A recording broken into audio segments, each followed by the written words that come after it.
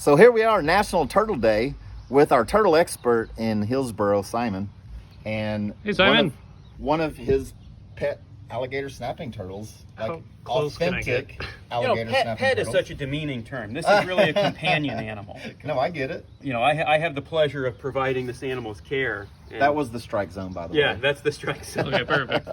Thanks for answering me. A lot of different animals have different strike zones, and of course the reason Cole talks about it is because I get tagged fairly often when I'm not paying attention. I'm talking to the camera. Yeah. You know, it's interesting because even though he has a smaller strike zone, in my mind I'm like, this is a much smaller strike zone, but it's so much more dangerous.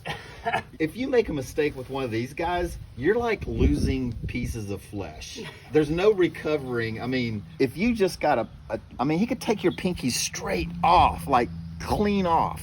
So actually, Michael, if you want to wrangle her, make sure she stays there. I'll get the older one. These guys are extremely long-lived and slow growth. Yeah, speaking of long-lived, so this is an older adult, and this animal is a little bit more feisty. This one's been in captivity since 1960, so this is one of the longest tenured captives known. This animal was originally in the possession of Dr. Ed Mall of Eastern Illinois University, and he had a group of these that were purchased in a pet shop in New Jersey in 1960.